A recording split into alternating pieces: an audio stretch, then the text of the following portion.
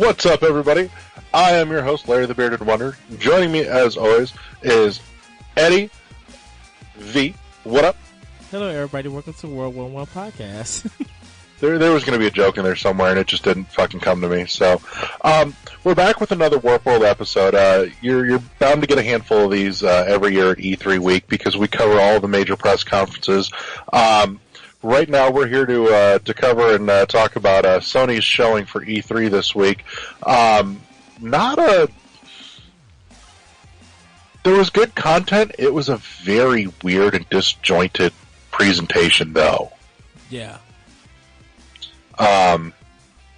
So let's dive right in. Sony opened up with The Last of Us Part 2 in this really cool looking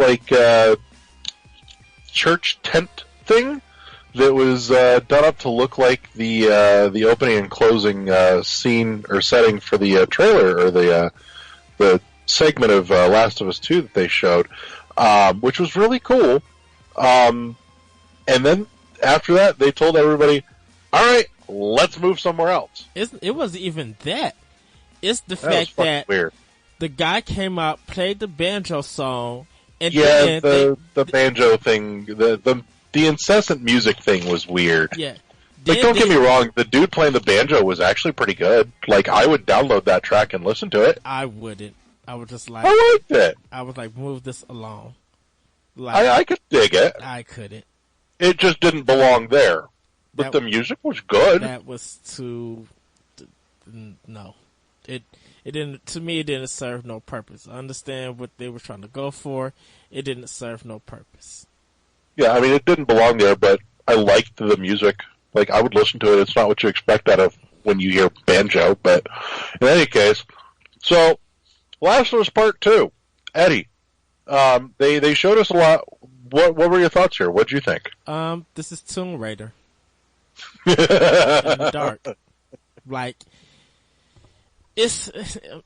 I mean, I understand they're trying to show the shadows. They're trying to go for the light. And as Ellie, you have to be quick on your feet and think, and kind of still do stuff stealthily. It looks good. I will say that graphically it looks good. Visually, it looked very good. Gameplay wise, it looks like they changed it up. But then I'm just looking at them. Oh, we appear to be frozen. And I just get Tomb Raider vibes from it. I don't get nothing else from it. So I really can't say much for it. I mean, okay, I can see you again, but I can't hear you. I can hear you.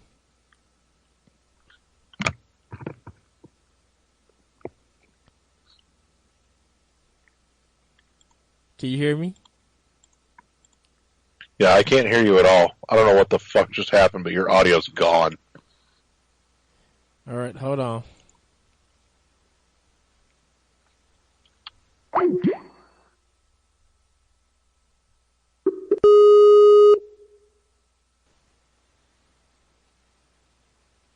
That was fucking weird. Can you hear me now? I can hear you now. Okay. I don't know what happened. Just suddenly, you froze and I had no audio when your video came back. Very weird. Well, let's take it from 5, 4. From where?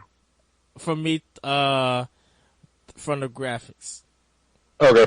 So 5, 4, 3, 2, 1. Yeah, I mean, the graphics looks really good. And, you know, with Ellie moving around a lot, you know, using the environment to her advantage, we don't know where Joel is at. I was just like, this is a Tomb Raider fight. And, I mean, we don't got no context of what is going on. Her grabbing the man's, I don't know how she did that because the man should be more powerful than her, but okay. Well, that's just sexist of you, Eddie. Well, why can't we have strong women characters? The guy that she was holding looked like she was bigger. And I guess she might have stuck him some. I don't know where she stuck him at, but it don't look like his feet or anything was injured and stuff. But like I thought that because it wasn't in one part that she like killed somebody by putting her knife through his throat and stuff. Like it was just weird on how all of that came, and I understand what they're going for, and I don't know who the enemies are going to be besides humans. I don't know if they're still going to have the infected from last game being involved, and I don't know about that last trailer that they showed, if that's going to play a part. Because I'm assuming the Asian guy that came in to talk to Ellie in the trailer is going to be the same guy that was in that other trailer. So it's very weird at this moment. And I'm excited for people who are going to look forward to playing it. I just thought that, okay, they watched Tomb Raider, took some cues from it, and used it to better the combat. And that's pretty much it. Yeah, I mean, it gameplay wise, it definitely has it stinks of Tomb Raider, which is not inherently a bad thing. Not a bad thing, but I mean, that's a tale as old as time at this point, as far as games go. When one game like fine tunes something so well, it's bound to be used over and over again as a building block for somebody else to tell their story, which there's nothing wrong with if you do it right and you put a couple of unique things in there that, make it your own. There's nothing wrong with that. Hell, that's how we got God of War. Well, I think with this game being so long in development and they probably waiting to do a Game Informer cover, it's time to at least reveal a story plot, a tutorial, something to let us know to show us what's the connection from 1 to 2. Of course, it's been years, but did they find a cure? Did Joel get captured? Is he dead? And or will you not play him in this game? It's just Ellie's story. Like maybe the only connection is Ellie, and that could be just fine too. I mean, yeah, that could be fine. But we shall see. So, in other Sony news, real quick, I want to hit on this because this just cropped up in my Twitter feed. If you guys don't follow the Kaz Hirai CEO Twitter, check that out because, God, they post some funny stuff. But just recently posted, ex-CEO Kaz Hirai tweeted, "Today we revealed another big console exclusive, your Fortnite account." We'll talk about that later. We'll get there, but I couldn't let that go without saying something because that's phenomenal. So, but yeah, after the Last of Us, they made everybody get up and go to another venue somewhere else to go see the rest of their show, and so there's like a 10-15 minute intermission between that and the rest of the freaking show. At which point they had some people at an outdoor desk talking about Sony stuff that just was not that interesting. It's like, here's a time where maybe you start rolling some indie shit or something in between, but no. I mean, it was bad. They talked about some of the games that, their 5 days that they announced stuff, and Sean Layden announced that New Game Plus is coming to God of War. I don't know why it's coming to God of War. Why shouldn't it? Because once you do everything in that game and get the platinum, there's no need to go back. Yeah, but some games you just want to replay. Like, you can, but I think by the time this Plus game comes, you have already played it in and out, and I think people will be moved on. Like if this comes out after Spider-Man, then people are not going to care about it. They're gonna play Spider-Man. No, I think there are plenty of people that go back to it. I still go back and replay God of War every once in a while. And then there's something to be said for getting to, like, play through the opening segments completely fucking overpowered. Because it's just fun. I mean, if people do it, they'll probably do it for the hard mode. That's about it. The God of War mode difficulty. Other than that, I'm like, pretty much when you've seen everything and found everything, got the trophies, there's no need to go back. But that's me. Well, again, it's something that was apparently being asked for, so clearly there's a want for it. Yeah. During that intermission, they said Call of Duty 3 is available for PlayStation Plus. So, if you have PlayStation Plus, you can download that game for free. They're talking about some of the maps that's in 3 would be in 4. And if you don't own 3, that's why they put it up there. And after that, they showed off Ghost Giant VR. These are the guys who made Faye and Flipping Death. I'm sorry. They also showed Beat Saber VR. It's like you have two of the Sony motion controls in your hand, and you follow the directions of the arrows while the beat going on. It's look like you're doing drums or ninja moves and stuff like that. They also mentioned Tetris Effect, which is going to be their VR game from Mizuguchi, the creator of Lumines and Res, and like a lot of Space Shuttle 5, like a lot of those music style games. So that was some of the stuff that they mentioned. And last but not least, they mentioned Destiny 2 Forsaken. It's going to be out September 4th. They showed a little trailer, played some music, and then that was it. Then they got into the show. Yeah, Beat Saber I've already seen a lot of. There's been footage of that circulating for months. Mm-hmm. It looks fun. It looks fucking neat. Like, seriously, you need plenty of clear space, otherwise you're gonna break everything in your fucking house playing it, but it looks fun. Yeah. So, but yeah, the other thing too that they were showing, but didn't really explain until after the fact, was the weird little characters playing the instruments.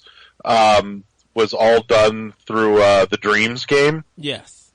I don't know if I can call that a game anymore. That's looking more and more just like software. It's a game. We just don't know when it's going to be released. I don't know if that game was finished. And they used that for the interludes, and they were supposed to be for a comedic effect, and didn't nobody at that conference laugh.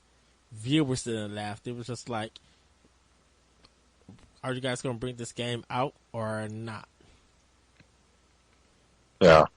It's one of those things that'll maybe one day show up quietly and they just won't talk about it. Yeah, we'll see.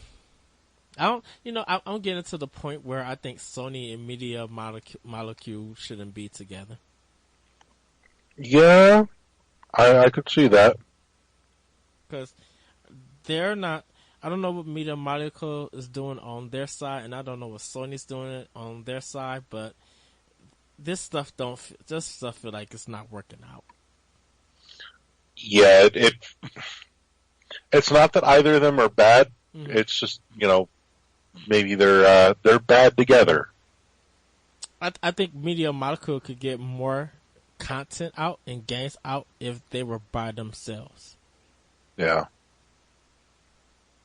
So, but in any case, after that, we had, what was the next one they showed? Was it the white man come out and started playing badly on the flute, missing notes, and it was off key at times, trying to introduce Ghost of Tsushima. And I'm like, wait, what Rice Patty hat? Wait, what?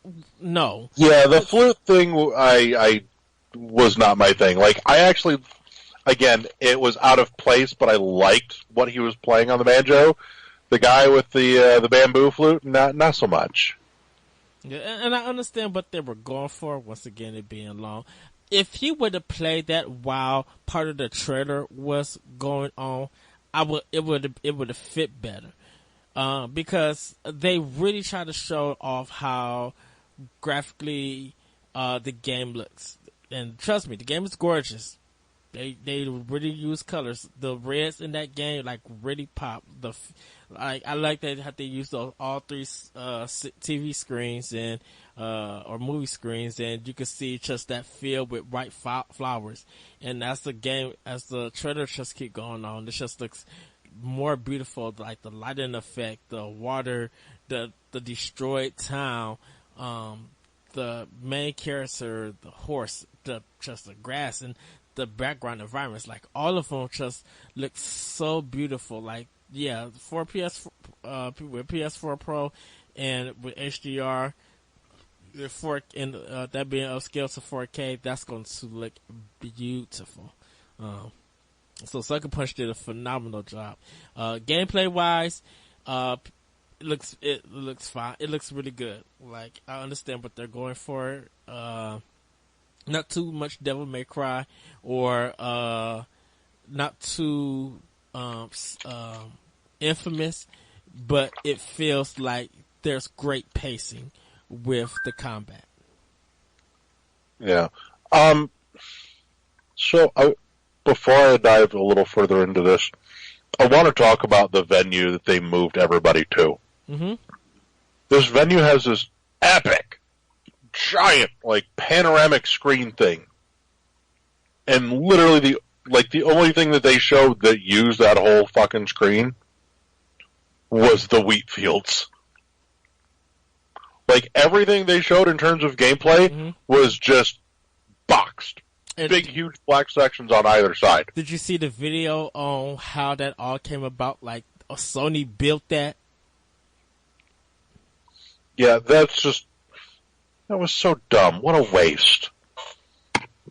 Well, it's not so much a waste for Sony because they own those TVs, so they could get the picture of it.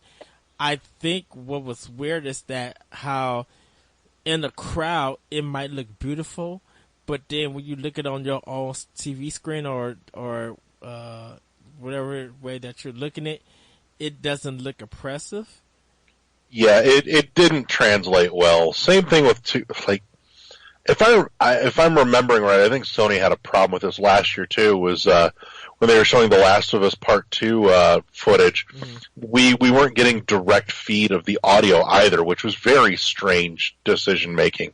Like, why would you not? Because you could hear the echo in that tent. Like, yeah. Sony really needs to get this together.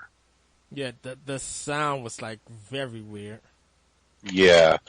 So, like, this is at least 2 years running. Sony needs to get their shit together in terms of presentation. I'm sorry. Well, they're in a position they don't have to worry about that. All they got to do is just show stuff for their fans, let them keep them have their anticipation, and they'll know that they'll get a pass.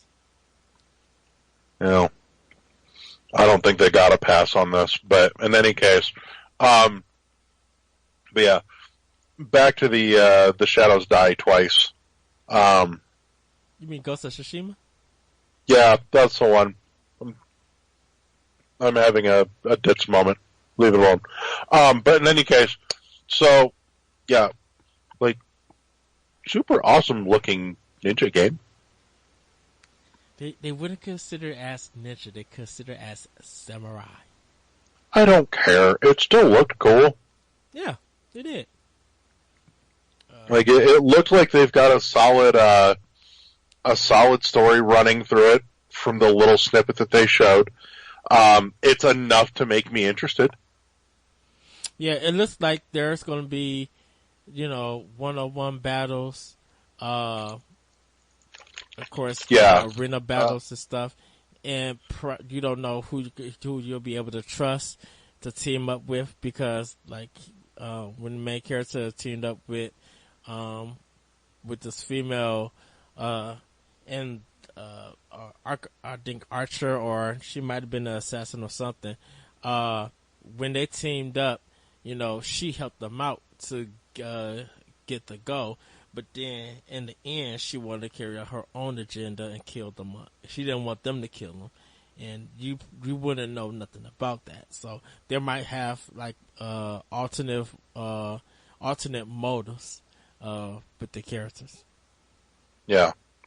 I like the fact, too, that a lot of the combat is very one-on-one, not just, here, fight a huge horde of people because you're super... No. It's about being very deliberate and having to outthink and outreact your opponent. Yes. So and I totally dig that. Yeah, I think there'll probably be like a light attack and hard attack, and then probably like a dodge button and block. So, because they said that like at part, if they stab you or they hit you in like a big way, they will kill you. Like your will gets a one instant hit kills if you're not careful. Yeah. So, but it's a fresh IP, and that's never a bad thing. Yeah. Sucker Punch does a fantastic job with their games. So yes, they do. So, Lord, what do we have next? It wasn't Spider. They closed with Spider-Man. What was their third one? So the next one they went to was Control. This is the game. Oh, that's Remedy. right. It's coming out 2019. These are the creators who made Alan Wake and Quantum. Was it Quantum? Not Quantum Leap. The Xbox game. Oh, I know what you're talking about. You're thinking Quantum Break, I think it was? Quantum Break, yeah. So, this game, at first glance, when you look at it, it has the cinematography of Quantum Break. Like, it looks almost exactly like the game. And this game looks fucking awesome. I thought it was a sequel. Oh, it looks beautiful. Dude, I'm totally digging the MC Escher shooter horror house thing. Yeah. That's got going on. So, this game is going to be on PS4, but it's also coming to Xbox One. So, I'm getting on one, and I was just like, whoa, this looks cool. This looks amazing. Like, the way they use the colors and the combat, I'm just like, oh, this is going to be so good. Yeah. So, I think that was one of the highlights, like, from this conference when they showed that. I'm like, ooh, yes. But after that, they show, any more thoughts, Larry, for it? I don't know a whole lot about it, but I want to. It looks fucking awesome. I've got a thing for games that, like, just media in general, that play around with, like, the whole Escher vibe. Like, I really liked The Bridge. The Escher Vault was, like, my favorite part of Warehouse 13. But yeah, anybody that, like, does cool Escher shit like that totally has my vote. Nice. Well, that's a surefire way to get my money. The next game then they showed was Resident Evil 2. That's going to come out January 25th, 2019. There is gameplay out at this time, so you guys could go and check that out. It looks great. Yeah, I'm not gonna lie. I am not the person to talk to about Resident Evil. It's not my bag. It's just never been my thing. I'm not knocking it. I just personally never really got into it. It looks like it's like over the shoulder in a sense, almost like Resident Evil 4, but it looks like this free roaming, like the control is better for it. Yeah. So, I mean, what they show in the gameplay was when he's in a police station. It's like kind of like really dark. And it looks good. I beat it on PlayStation 1 and on Nintendo 64. So, I'll probably end up returning to it, on Xbox One. So, but yeah. I can't say I was expecting it, but it's not necessarily it's not a bad thing to see it coming around again. Yeah. The next one they showed was Trover Saves the Universe. These are from the creators of Rick and Morty. I don't got nothing to say. This didn't look impressive at all. No, you could tell they wanted really hard to pull on the Rick and Morty fandom strings, but for some reason, just I can only fathom didn't have the legal rights to do so. I don't know. It doesn't move the needle for me. You know what they're aiming for, and it's like they just don't have the legal the legal rights to that series to get it there. Yeah. Well, and me, I'm not impressed by Rick and Morty. I don't find it funny, it's good. People like them. It is what it is. So. I say this as a big Rick and Morty fan myself. I love the show. And it is one of the most intelligent pieces of TV I've seen in a long while. I appreciate the awful, horrible humor just because it is intentionally made to make you feel uncomfortable in a way that makes you stop and consider shit. But yeah, the foray into games again, just not hitting it for me. Yeah. So after that, for the third time this whole conference, Kingdom Hearts 3 was shown. This one was kind of exclusive to Sony. It's going to be in the main game for also Xbox One, but this one was like an exclusive showing for Sony.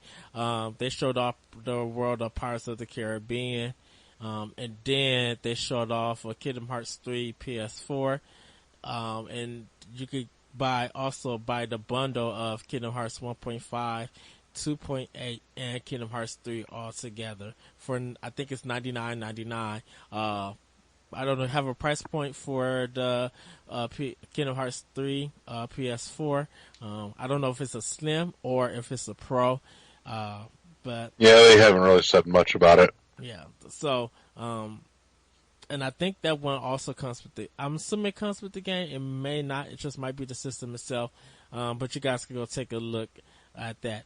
And as much as I love and respect Kingdom Hearts, I think they just overdid it this year at E3.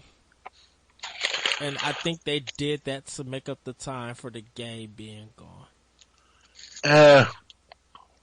To me, the biggest problem here was it was twofold. One, like we talked about with the Microsoft showing, God, the sound editing was awful. It was better here, but it was still bad, plain and simple.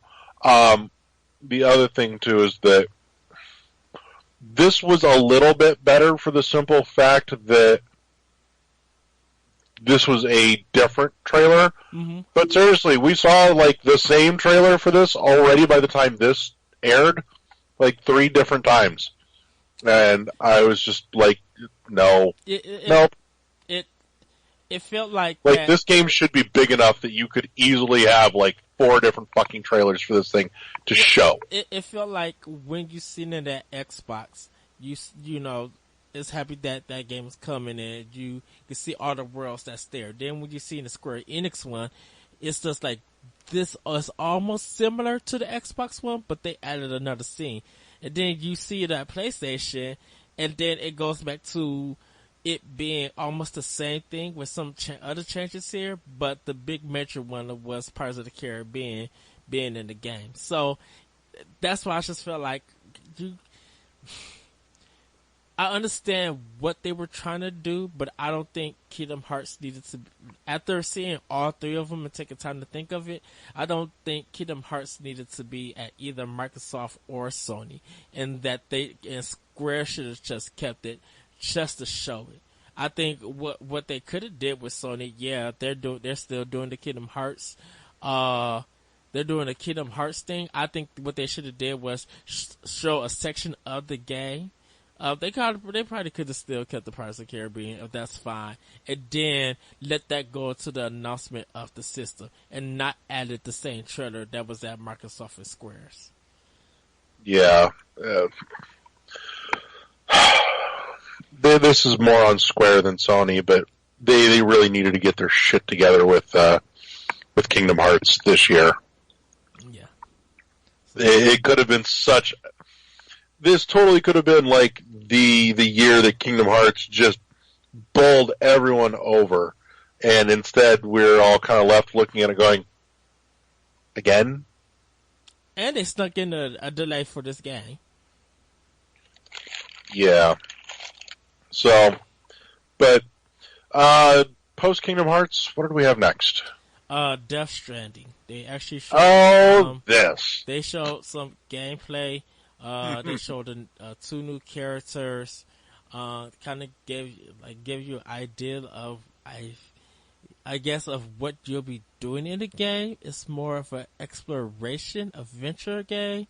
No, I still have no idea what the hell I'm doing in this game other than walking. A lot of people are still confused. They're trying to figure out what the story may be about.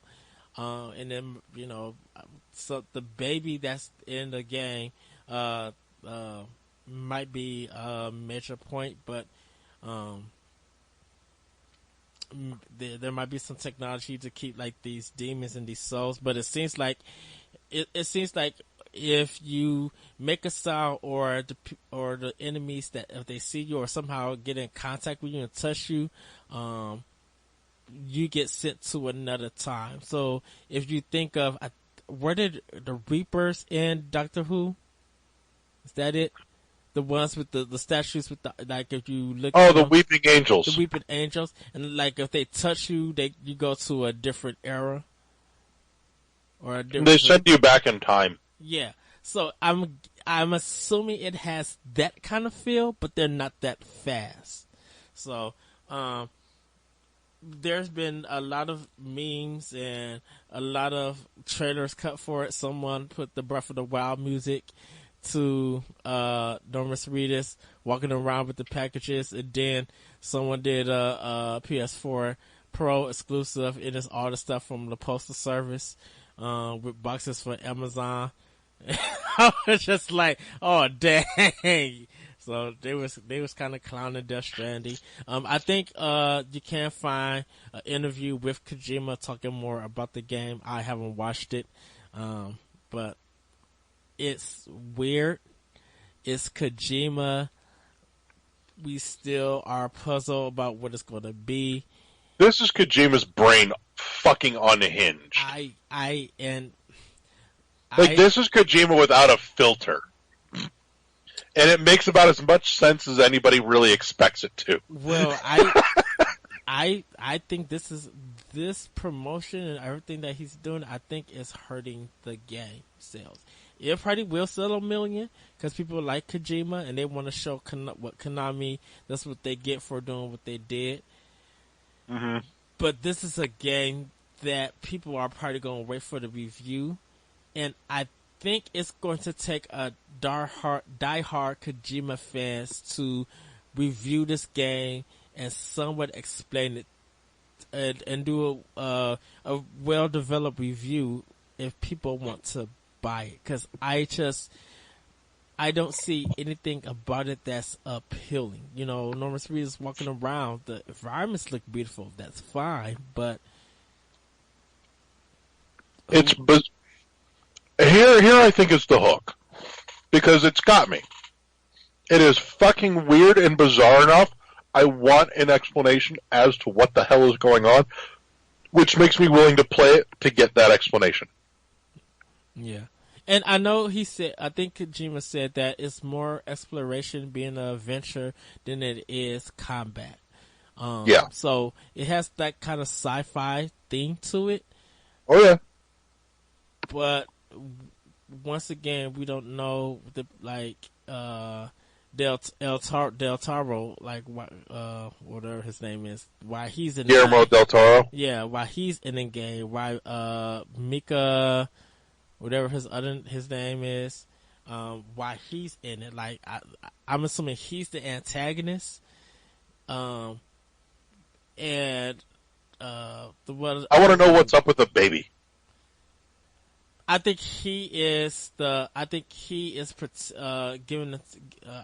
given to Norman Reedus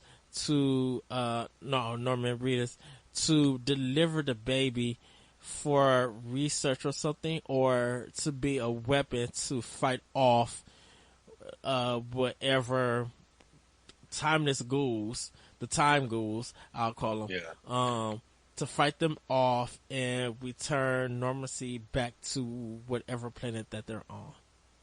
Yeah, the baby, the focus on the baby thing totally gives me like just at least minimal vibes of Children of Men. Mm-hmm. Like the baby is the key to everything. Yeah. So I don't know, but I'm curious enough that I want to play it and find out. Children of Men was such a weird story. I'm like I'm all for bizarre, weird, whacked out fucking stories as long as it comes together right. Yeah. Like if it's just weird, detached, unfinished storylines in every which direction, I'll be pissed. But if he can weave I don't care if it's bizarre, so long as it ends up coherent, I'm good with that. Good luck with that. I think that's really the big question here. Is Kojima Unfiltered coherent, or is the only reason that all the Metal Gear shit even came close to coherent is because Konami was wrangling him in? No, Konami was making money off of Metal Gear Solid as a series, so they let Kojima do whatever he wanted to do. They know that fans would eat him up, and Konami could get the profits. So, I don't know. I have a feeling that I am worried that Kojima alone by himself, unhinged, is not fully capable of coherent storytelling. But we'll see. Yeah. It's a big unknown, but it's one that I want to find the answer to. We shall see. So after that, they did a small trailer for Neo 2. That's coming. And then after that, they went into Spider-Man. They showed off some gameplay with that. Beautiful environments. Insomniac always does a great job. They're a great developer. If people remember Brian Intihar, he was one of the journalists, editors at OneUp.com and EGM. He's part of Insomniac. So, he's been, doing a press run. This is like his first creative directing game on there. And, they're doing a great job. They showed off some villains, showed off some fighting to it. To me, the fighting feels like the turbo fast pace of DMC Devil May Cry with Spider-Man's powers or abilities, I should say. Not bad, nothing bad about it. I enjoyed it. Yeah. I like the combat. But in terms of speed and the way that it looks, that's what I was getting. Yeah, I'm not gonna lie. Spider-Man doesn't look bad, but honestly, it doesn't have me hooked.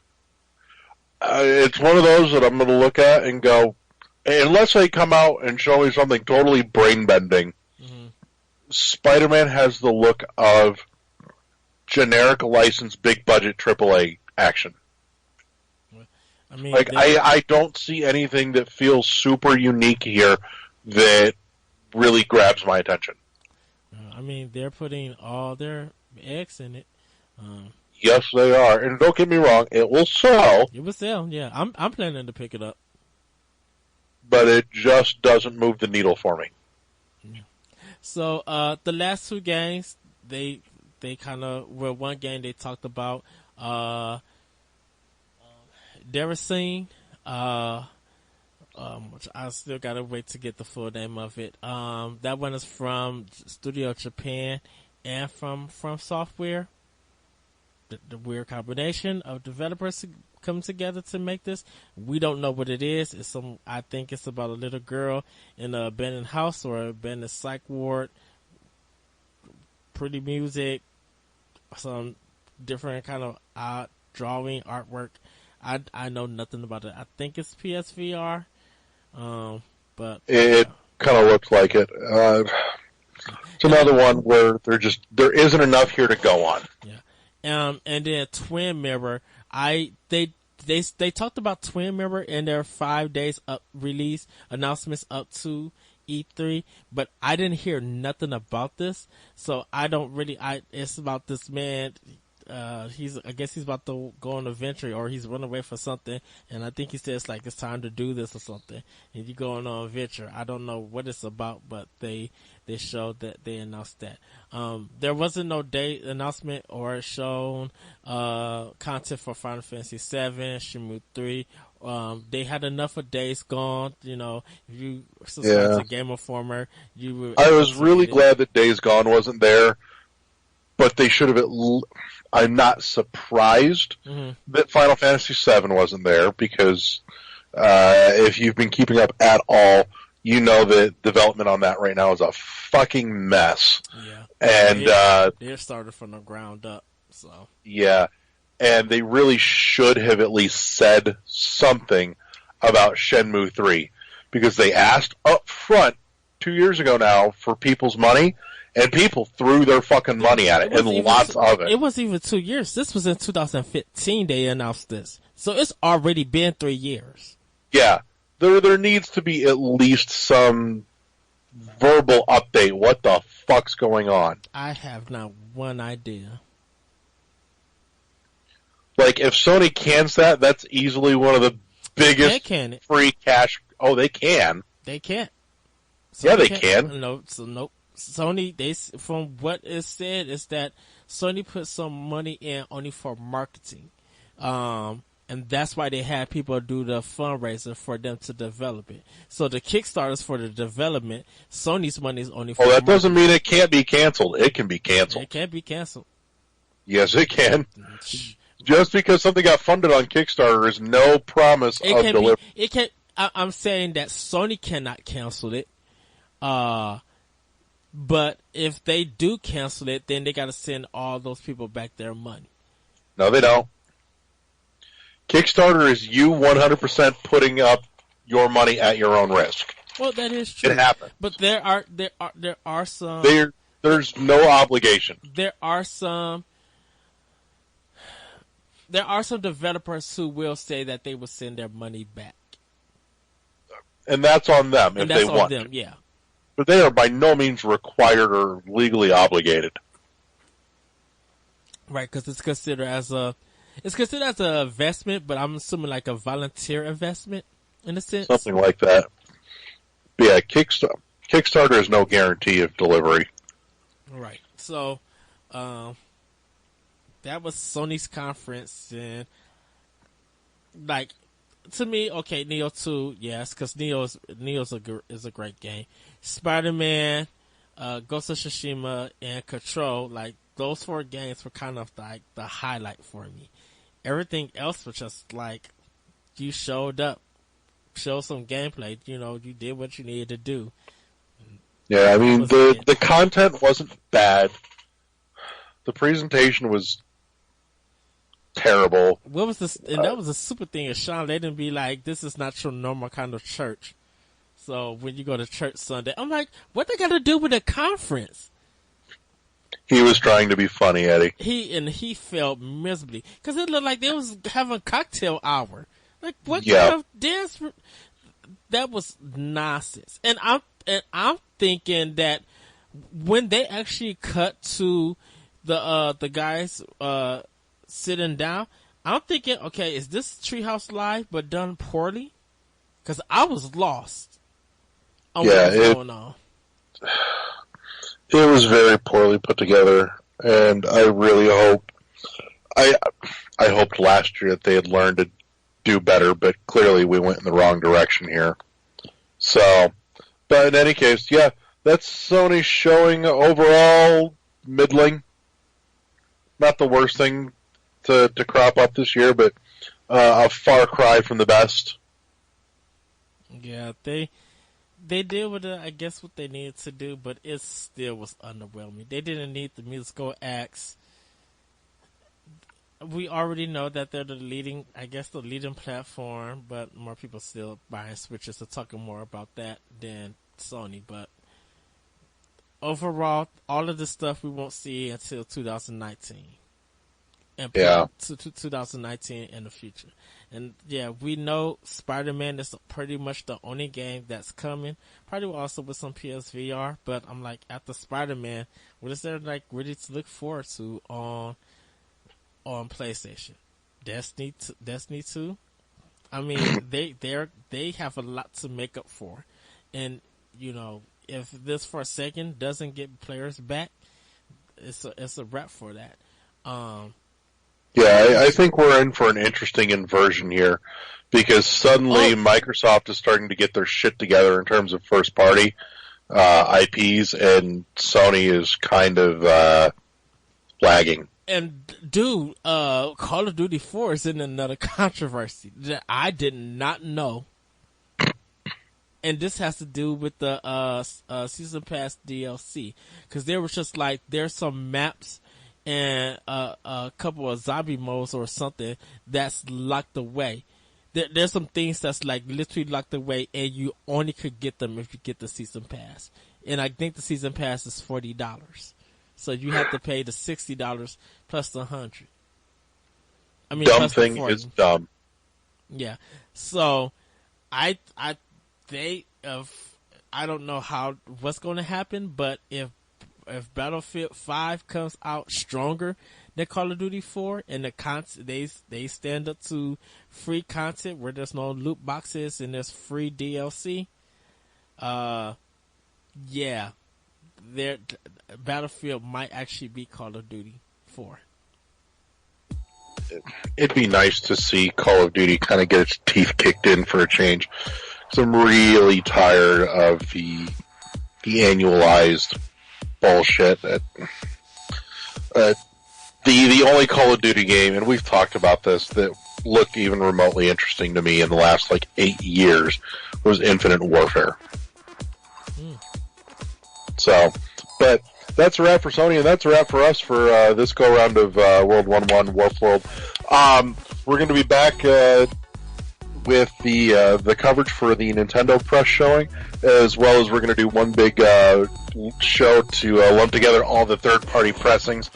So we hope you'll tune in for the rest of that, and we'll talk to you guys soon.